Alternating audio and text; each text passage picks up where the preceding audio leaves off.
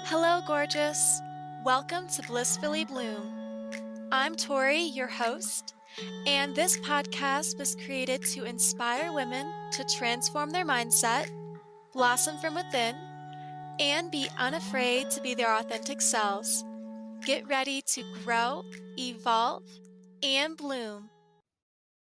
For this podcast episode, I have a guest coming on the show. Her name is Victoria Kennedy.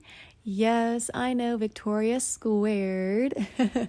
And so we actually met at JBC Nursery in Baton Rouge.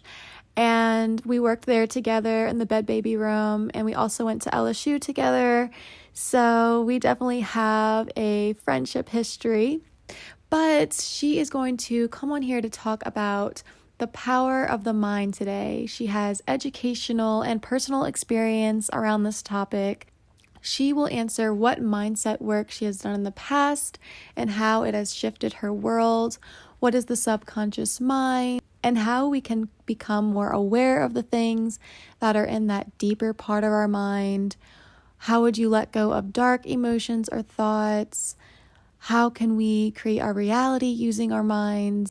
And she will also talk about what advice she would give to someone who is holding on to a negative belief, such as I am not good enough, and many more. So you definitely want to tune into this one. It's such a good one. This was such a powerful and deep conversation, and I really appreciate Victoria's vulnerability in this episode, and I really loved having her join. So without further ado, let's get started. Before we dive into this episode, I want to mention a little bit about Anchor, the platform that I use for this podcast. For those listeners who have been feeling that nudge to start a podcast, I highly recommend using Anchor as their platform. It has really been what has made this journey of starting a podcast really worthwhile, and I love how simple it is. It's very user-friendly, and they provide a lot of tools for you as the host, and tools such as recording and editing your audio, and many more.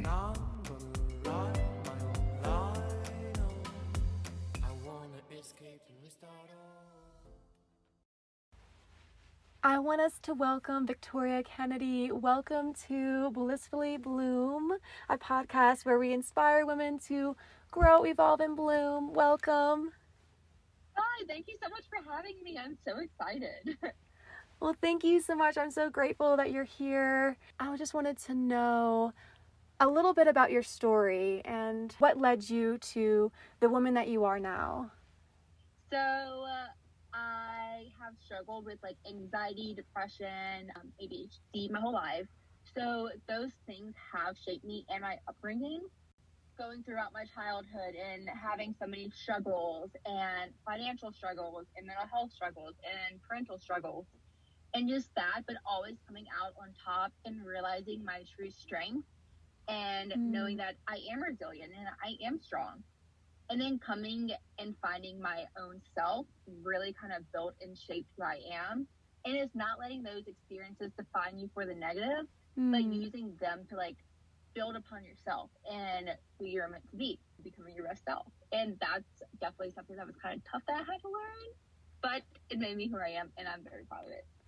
I love that. Thank you so much for sharing that. You mentioned a little bit about your mental health struggles. Could you tell me a little bit about kind of how that shifted and evolved throughout your life? Yeah, definitely.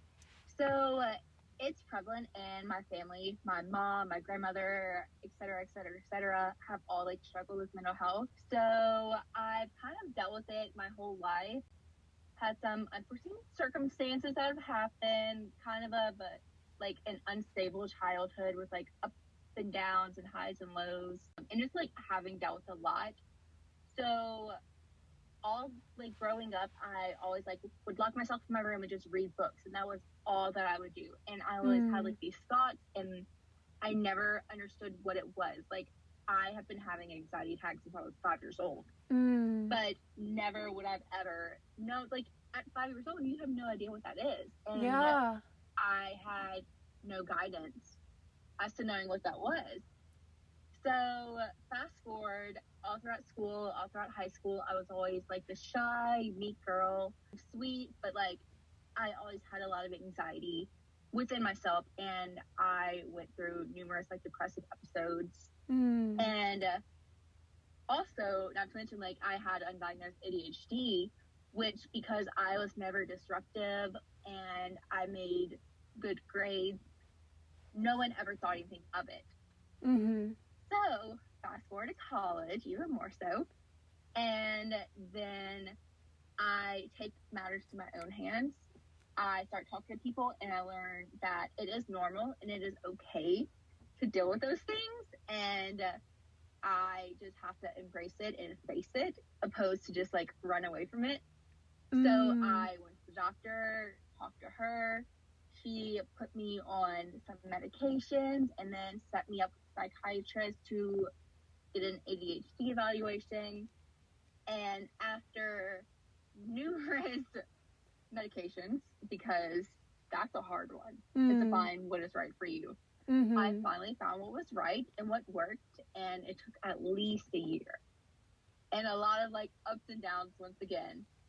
But now I'm more confident in that fact. I know it's okay to use medicine to have serotonin. It's not odd. And as I started opening up about that, you don't understand just how many people go through it until you talk about it and you share your own story, and then you relate to so many people. Like, it's insane. Yes. I remember, because we were in the baby room together at JBC when we were working, and then we would always just have conversations, and then mental health was definitely one of them. And me just sharing my story to you, and you sharing your story to me, and I was like, I'm not alone in this. I know, like, it's so cleansing too, and then you have like someone to support you and then push you to do what's right, and y'all can kind of like feed off of each other in the positives and like support each other and in doing what's best. Oh yeah, that's amazing, girl. Yeah. You are so strong, and just, I feel like that was just such an inspiration to others to hear, and they'll definitely know that they're not alone hearing your story. So thank you for sharing. Thank you. Of course. I love doing it now. I've definitely embraced it opposed to running away from it, and I just want to help anyone that I can and show you that even someone who you may think has it all put together can be a mess inside too. It's fine. Yes, I feel like it's definitely a topic that not a lot of people can be comfortable or feel comfortable talking about, and you know, the more that we keep it inside ourselves, I feel like it's just going to kind of bubble up, and we're never going to feel connected or feel heard or seen when we're not even sharing our stories. So it's definitely something to be embraced, like you said, embrace and face it. I love that that rhyme. Yes, it's nothing. I know. It's nothing to run away from or be embarrassed about or feel less than. Like it is what it is. So you just kind of have to deal with it, embrace it, and make the best of it.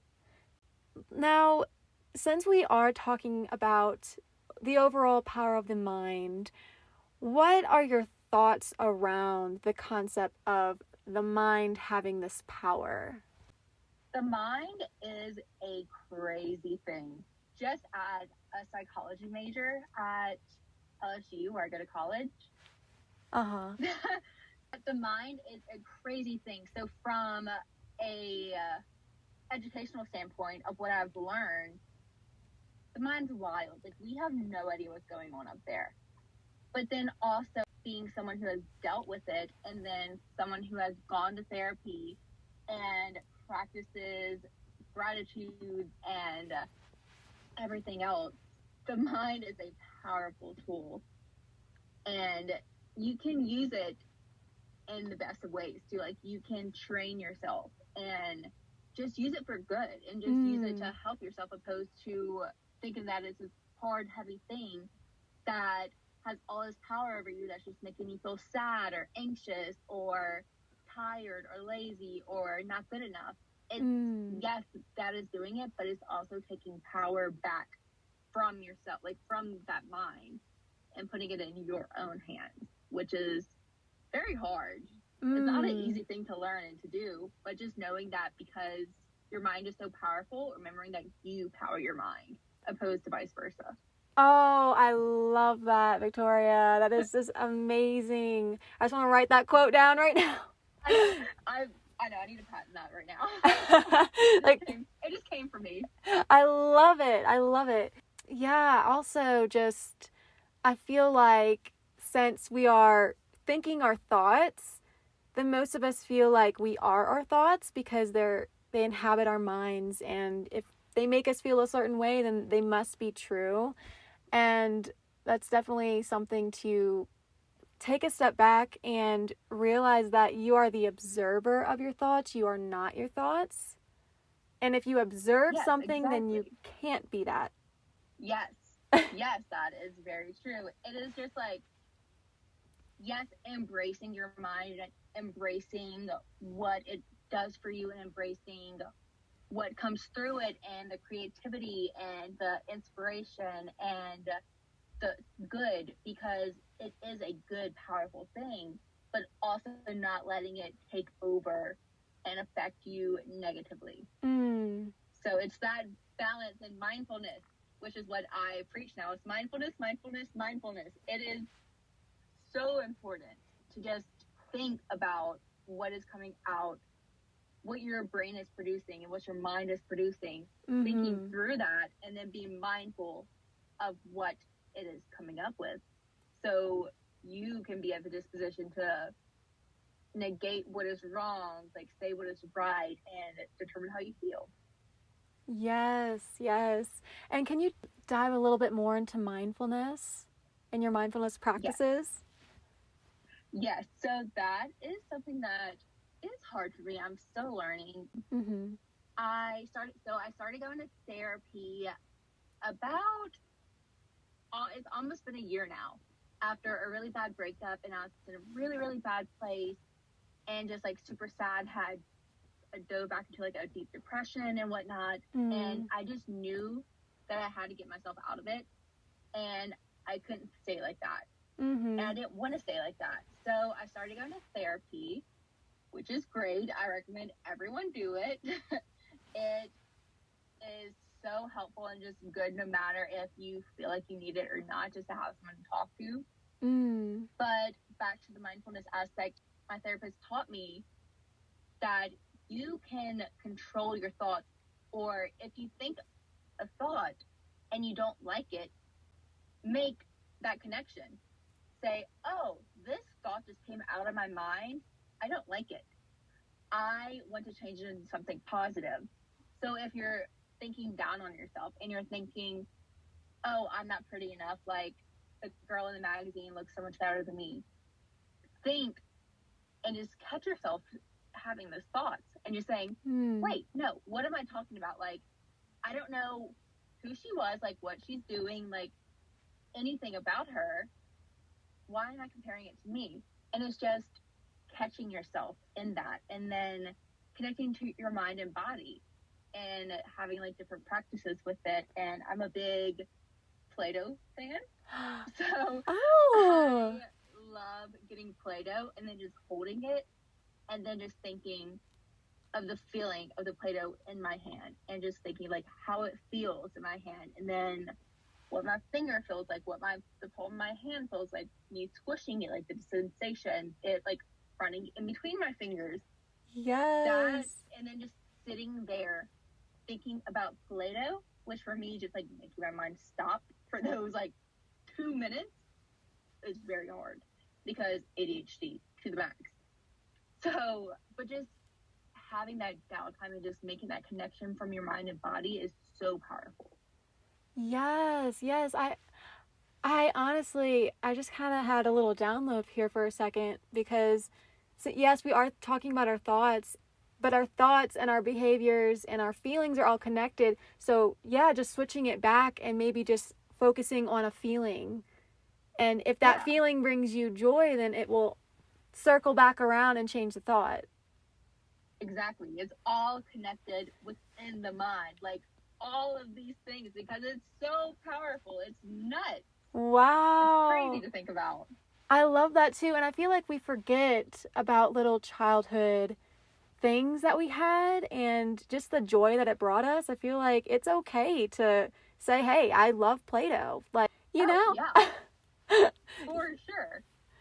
And it helps you connect back with your inner child even. And like, that's just something to me that like I can think back of memories on playing with Play-Doh, and that was one of my favorite things. And it just brings you back to yourself also. Like that's my favorite mindfulness practice.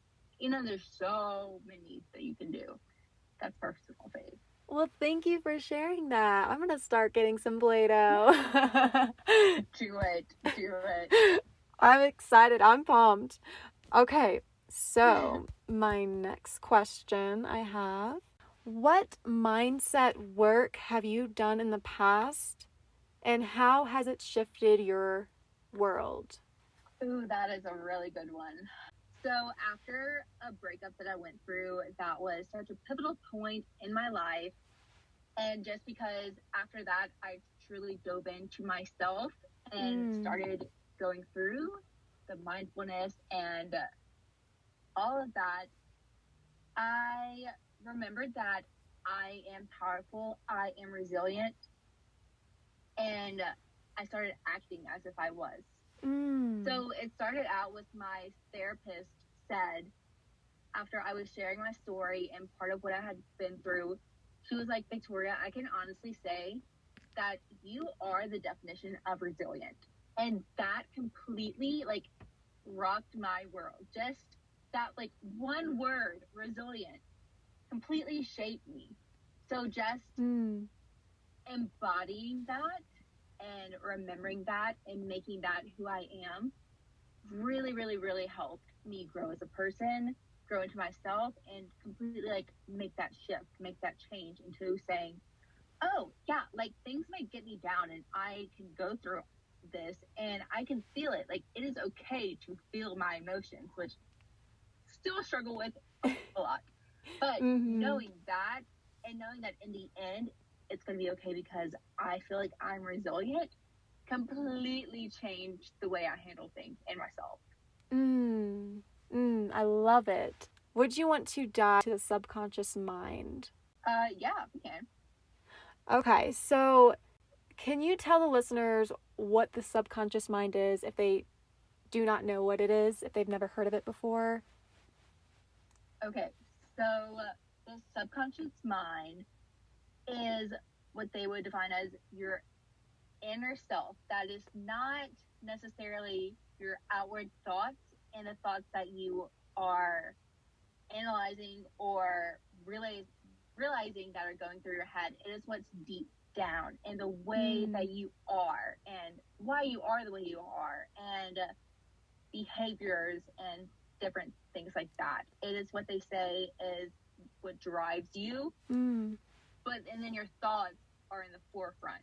But your thoughts kind of stem from your subconscious self. It's very crazy, and there's this chart that I am picturing in my mind, and it's like picture with water, and then on top it's like the conscious mind, and at the bottom, underneath the water, is the subconscious mind, and then like it goes even deeper. So it's like that's kind of a good way to think about it. Oh, and I think I know what you're talking about. Is it the one where with the iceberg? And the iceberg is would that be the conscious mind, and then underneath the wideness of what you can't see, what's not visible, is your subconscious? I want to say yes, and it has something to do with like your ego and whatnot, the technical terms that I'm not thinking of right now, but yes, that is the basis of it, is thinking of the subconscious and the conscious mind. So we have awareness of our conscious mind, right? Yes. So how can we have awareness of our subconscious mind? For me, I know at least that comes from my inner child and delving into that self and the self that you don't necessarily think about that shapes you as who you are. So a lot of times we have all these experiences that build us and make us who we are. And you may think, like, those experiences stay with you. Like, they are still there and they have built you. Mm-hmm. They're just not in the forefront of your mind. So for example, because of my childhood and who little Victoria, as my therapist calls her,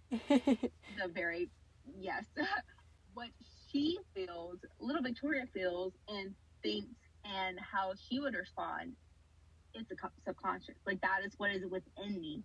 And then what present day Victoria does and reacts, myself, but also kind of driven by my past, and little Victoria driving those thoughts and actions outward. Mind blown. Yep. Therapy, I'm telling you. That is really crazy. We were once that little girl.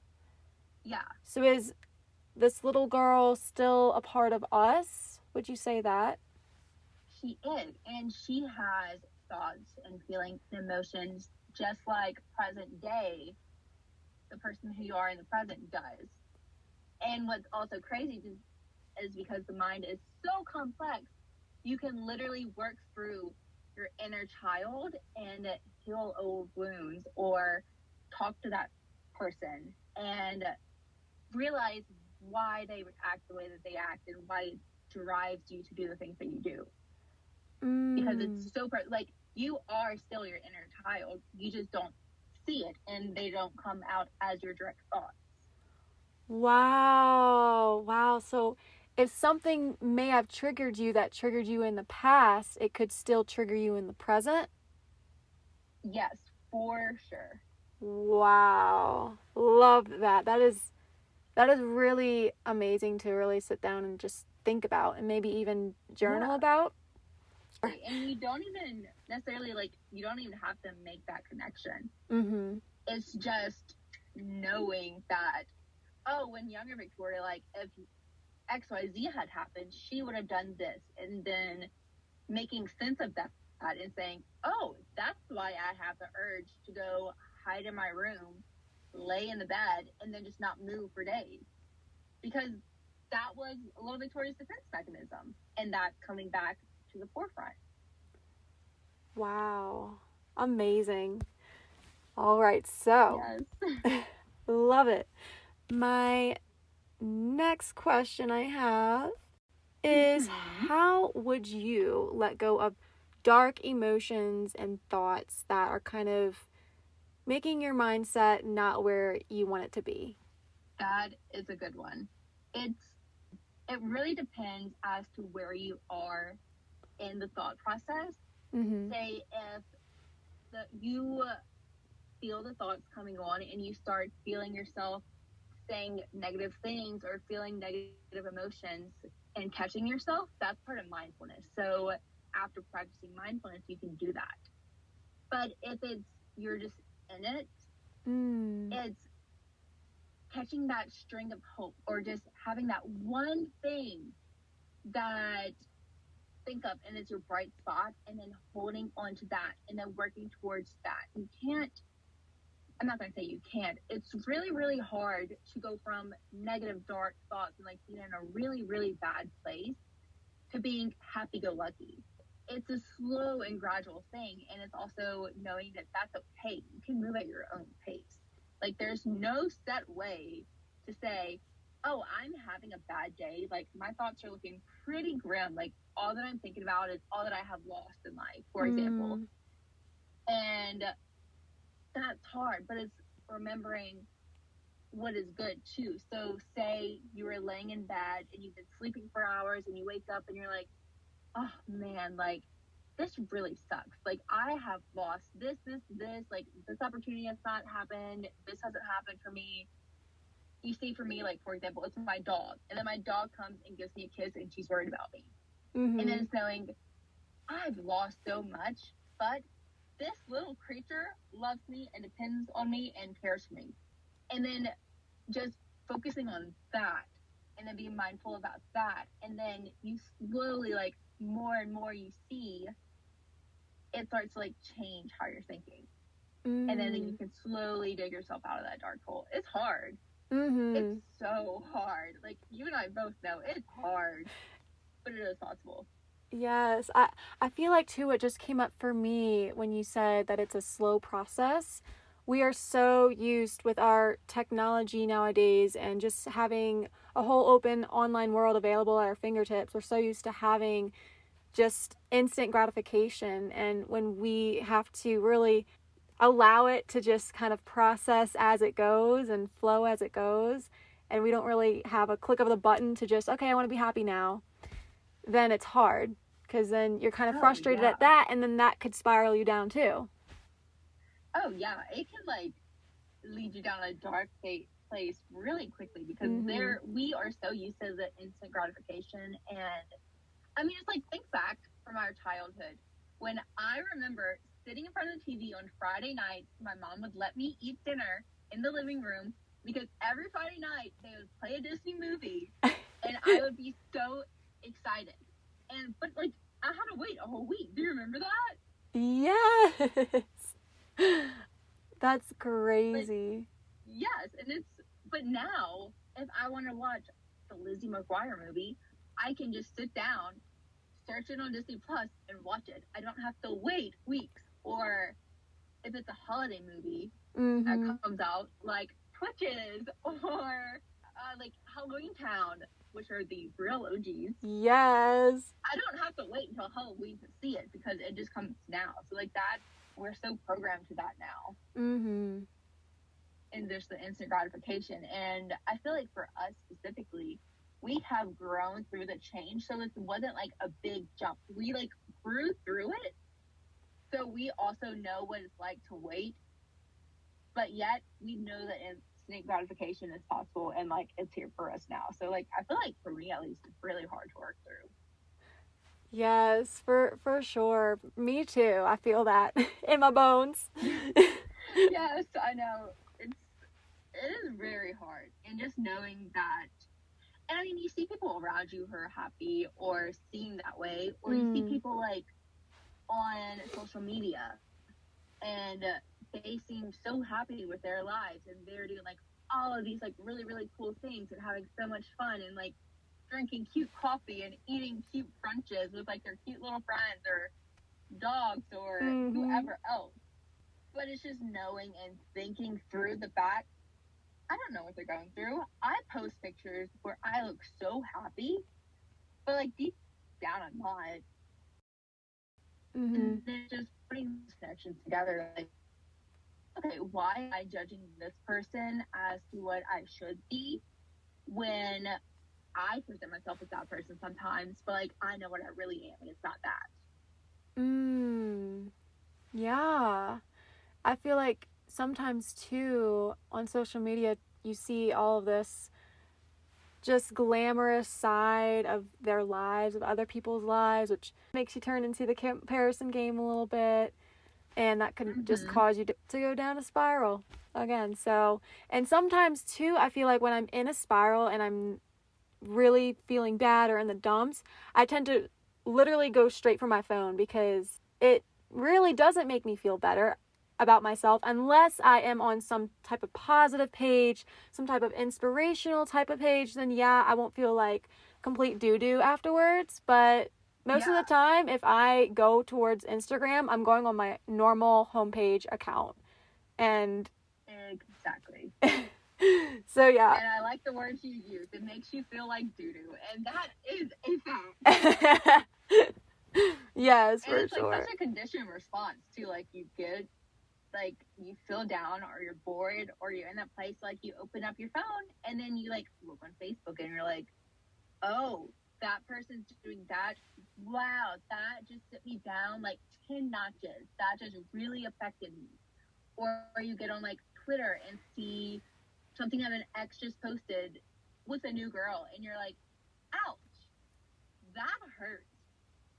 Wow, now I was feeling down and I was just looking at this app, and then something that I never would have known otherwise was just thrown at me, and it felt like I just took a bullet.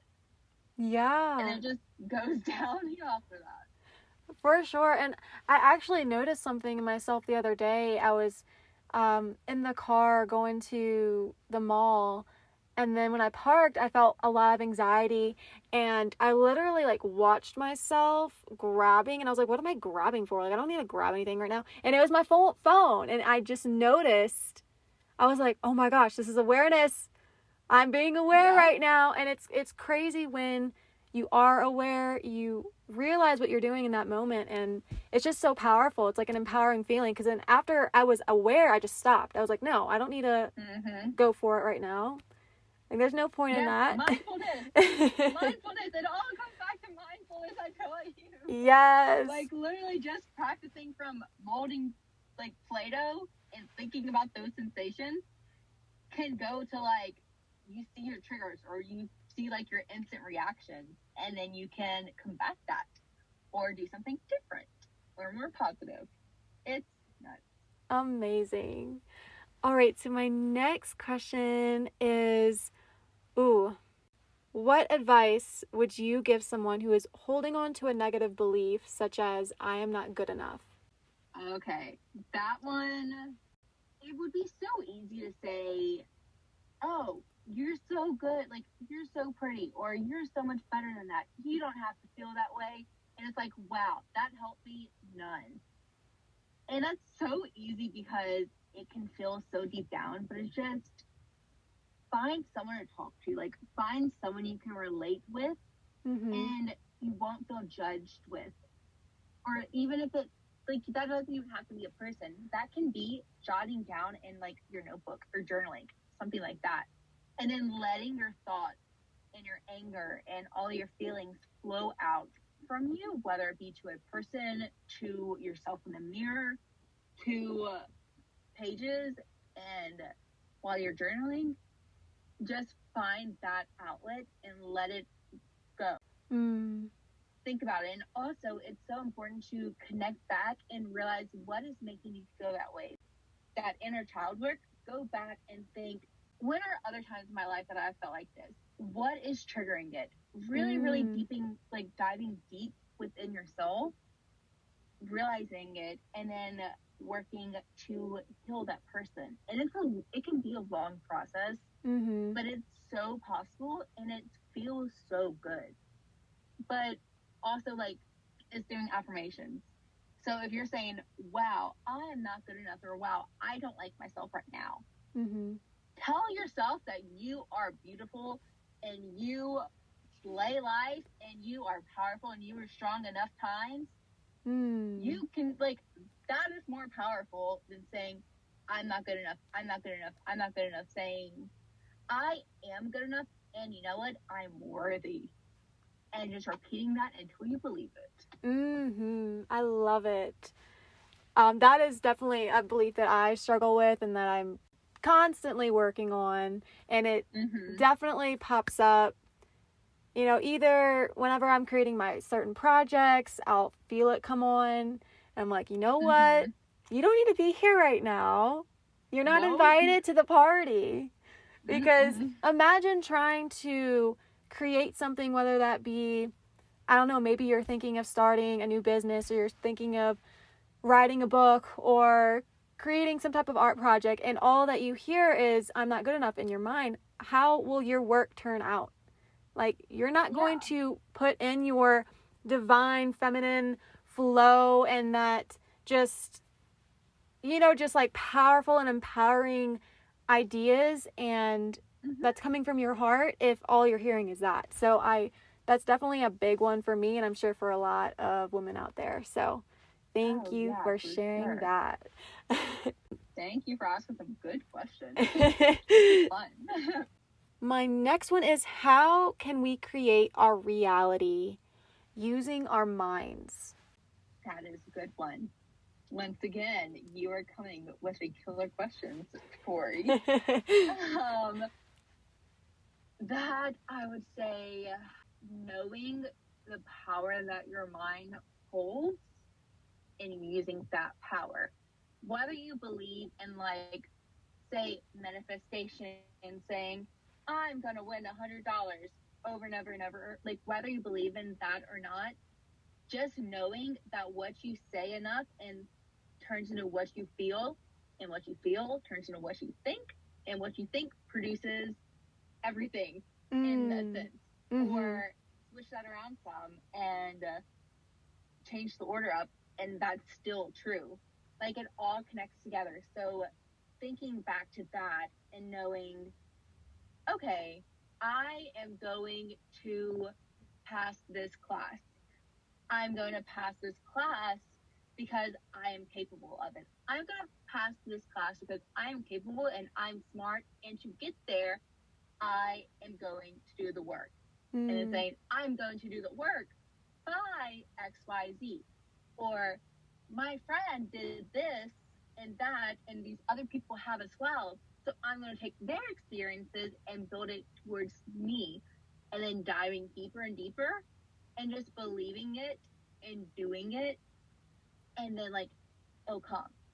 And just knowing whatever it's meant to be will be. And using the power of just simple thought and a process, and just believing in yourself, or not even thinking that much into it, and just like, oh, I believe myself, I'm going to do it. But just go through the motions and go through what flows and what feels good. And just chase the serotonin, my man. Yes. Raise the vibration. Yes, ma'am. What kind of tips do you have to build a healthy and strong mindset? That is something that my mentally ill mind tries to fight me with quite often. But know that you are not your mental illnesses, if that's what you struggle with. Knowing you are not your past. Yes, your past has helped shape you, but that is not you anymore. You are your present self. Knowing that that person that you have attached yourself to does not shape you. That is not you. That relationship, that friendship, that the family you're born into, that's not define you. You have the power to define you and go forward with it. But yeah, so it's just knowing yourself and just believing in yourself. But also, there's different things that you can do to get to that point. Like, you can do daily affirmations. For me, I was like, I feel weird doing this. I don't like this at all. But I literally went on Pinterest, and then I scrolled through like hundreds, and I found like a few that I liked, and that I felt resonated with me, and I wrote them down. And then that's what I said to myself every morning. Or just sticking to one thing, like read a little devotional in the morning, and then just let yourself feel good. Or get up and make your bed. Just sticking to routine, that also helps, because you know what's going to happen next. You know, oh, I'm going to go to bed, and tomorrow morning I'm going to wake up and I'm going to make my bed. And just hang on to that, no matter, even if your life is like turned upside down. Find the little things that you can count on. Or just practice those mindfulness techniques and play with Play-Doh. Like, have a puppet. Just, you don't even have to have something that you're in your hands. Just close your eyes and feel what's going on in your body, starting from like the very, very tips of your toes, and like a little twitch, what you feel or what you smell, and then focusing back in on yourself. So it's like mindfulness, affirmations, reading positive things, self-help books, good podcasts like this one, audiobooks, of course, and good music. There's so much that you can do. You just have to find like what works for you. For sure. Thank you for sharing those tips. I'm still working on it, so I get it. Yeah, and I feel like too, with that, it's a big experiment. Like you were saying, how, you know, you didn't really find some just affirmations in general just kind of felt weird or just not your thing at first, but then you found things or just found statements that resonated with you. It's really, you know, being willing to be open to the possibilities. You may think that something may not be resonating with you, but then you try it and you're like, oh, this is actually isn't that bad and I actually like it. So it's a big experiment with trying different things, seeing what really works, seeing what sticks with you, just kind of evolving from that. And it may change as the years go on. Oh, yeah. But also, like, being patient with yourself, like, knowing it's not going to be an instantaneous thing, and you're going to try things, and you're going to fail, and then you're still going to feel bad. What about the times that you try something, and then it helps, and then it works? Or after a failure, you're like, okay, let me just do this instead. And then that helps. Just grab onto the good parts and the good things, and don't focus on the bad or the failures or what did not work. Go towards the next thing and the next step, because life is always moving, but you can catch up to it. You don't have to let it feel like it's flying around you. You are your life, and you can live it and you can feel it however you want to feel it. Yes. Love that. Using the power of the mind, how can we really tap into our dreams and goals and make it a reality for us? Yeah, definitely. So a good thing to do can just be to write it down. Just put it on pen and paper so you can see it. Like, that's a big thing for me, is being able to write it down, make that connection, be like, okay, I see it. These are my goals. These are my dreams. And then not necessarily stressing about it, like, oh, wow, my dream is to go live in Europe and then backpack around the world. And thinking, wow, that sounds so unattainable because I am this and that, and logistically it's this and that. It's focusing on the dream and like, how do I get there? What can I start doing today? And then just also believing and using the power of manifestation or the mind or your own beliefs, and just saying, it's going to happen, but also knowing if it's meant to be, it will happen. And don't just say that and not make the steps or do the work. Say those things and make little steps and think about it, and buy your shirt and say, oh, wow, this is going to be so good whenever I'm backpacking around Europe. Go and tell a friend and say, oh, yeah, I'm going to go backpack around Europe. Want to come visit me? And even if, like, their response may not be what you want it to be, don't let it bring you down. Don't let what other people say keep it down and discourage you, because you can still go and backpack around Europe. It may not be the easiest, but it is possible. And just keep on saying that. Like, you can go and you can do it, and take little steps, slowly but surely, and do it. Because for a lot of people, that's not easily attainable. Or if it is, don't think about it. If you have the money, buy the plane ticket and go. And then you're there. And then you're just doing it. Yes. The one thing that you mentioned too is the steps. So it's not just having this idea, having this goal or dream of mine, and then writing it down. It's you actually have to take action, because if not, it's just going to remain on paper. It's just going to remain a thought or an idea, and it's never actually going to be in your reality. So yeah, definitely. And also, like, don't let the negative thoughts about it bog you down. Like, you practice mindfulness or whatever else enough to realize, oh, I am feeling like that is not possible for me, because feel that thought, recognize that thought, and then cut it off. Tell yourself maybe why it is possible, like negate your own thought, or feel it and just let it go. And I'm not saying like you have to be an expert at being mindful. Mindfulness is literally just recognizing your thoughts and working through it. So you can do that at any level, or no matter if you're starting today or if you've been doing this for years. It's possible, and you can do it. I love it. Thank you so much for that. Now, I was curious, where can listeners connect with you? Yes. Oh my goodness. Please connect with me. Please reach out to me. My Instagram is _Victoria Kennedy. I like to post positive things for my stories, statistics, or knowing that you're not alone, or positive things, or whatever else.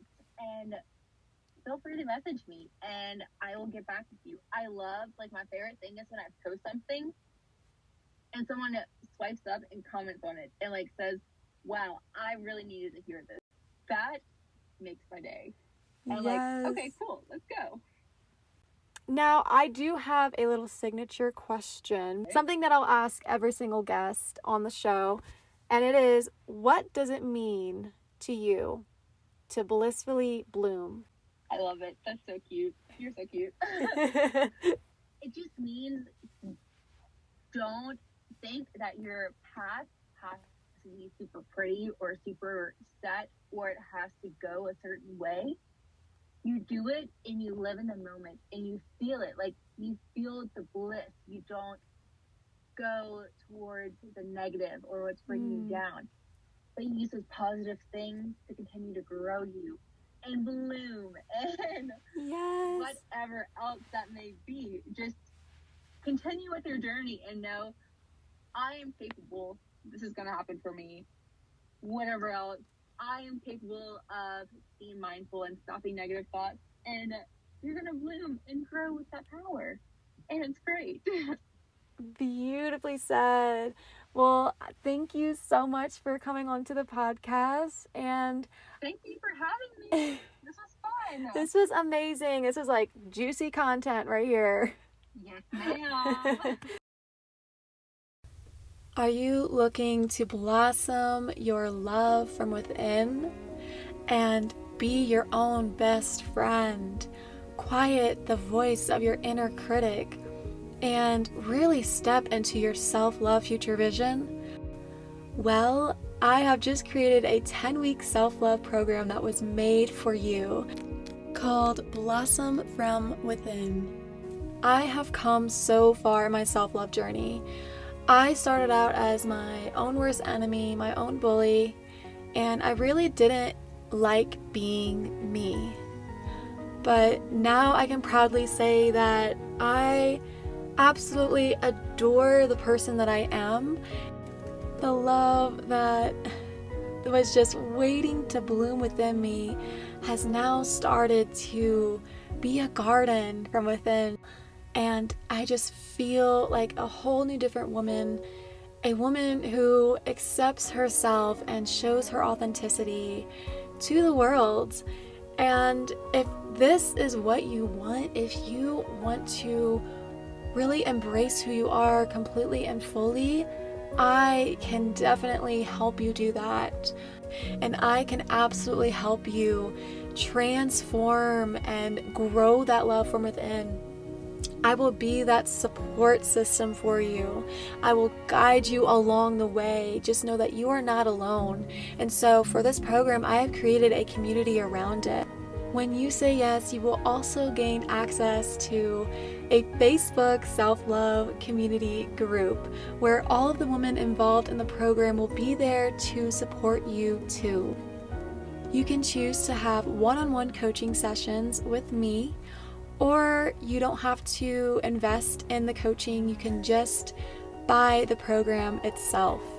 But I can promise you that the investment in coaching with me will be worth it, because you will see the transformation more quickly, and when I am there to support you and coach you. If this interests you, please go ahead and DM me the word self-love on my Instagram at blissfully.bloom. Thank y'all so much for listening. I am just so blessed and grateful for y'all's support. And if you haven't gotten the chance, please subscribe to this podcast and share it with your friends and family. Also, check out my YouTube channel, Blissfully Bloom. It's all about self-growth, self-love, and self-healing. I will see y'all in the next episode. Bye!